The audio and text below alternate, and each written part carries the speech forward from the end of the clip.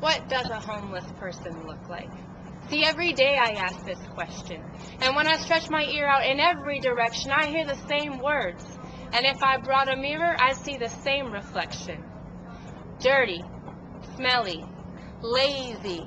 An old man standing on the street begging for change, so he must be crazy.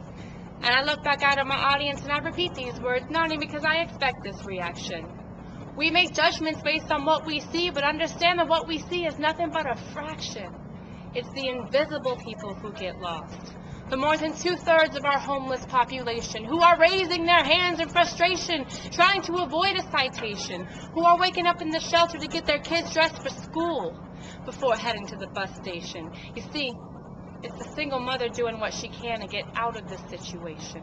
And so the next time you're trying to think of what a homeless person looks like, I'm asking you to pause with a moment of hesitation.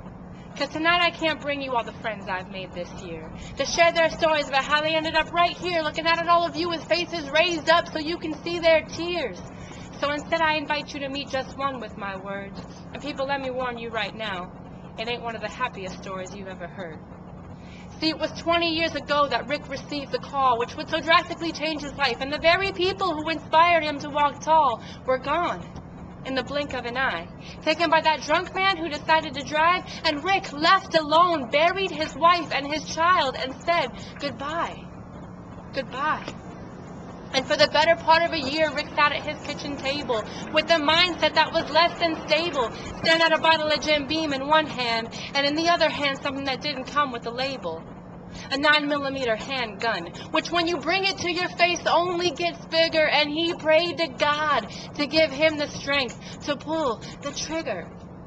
But that strength came in a different way, when a friend convinced Rick to look to brighter days and put his time to better use, so Rick got a job with the news. 19 years at the Orlando Sentinel before they were sold to the Chicago Tribune. And 10 months away from receiving his pension, Rick was laid off without even a mention of a buyout, which in a regular economy would have helped the guy out. And the next step is one so many have seen, because in February of last year, Rick lost sight of what he knew as the American dream, when he experienced firsthand exactly what foreclosure means. That at 54, he then had no family, no job, and no home. And those nights in the woods and days on the street showed him that even in a city full of people, he was all alone. See, the reality of what brings so many people's lives to a grinding halt is so often due to circumstances which put them at no fault. And when I see so many of you pass someone on the street, making sure not to make eye contact and instead look at your feet and play with your hair, I know it's because you're scared. Because your mama taught you to steer clear and take care. But when I see a businessman walk by and scream, "Get a job, you bum," I shake my fist in my head in aggravation. Because I know that he has no perspective at all. Because I know he has no idea how close he is to himself resting against that wall. It's the one bad decision.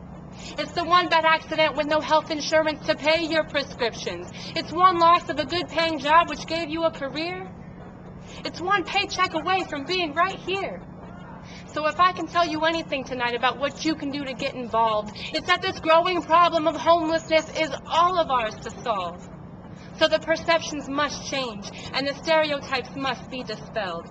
Because this fight begins right now, and I'm ringing the bell.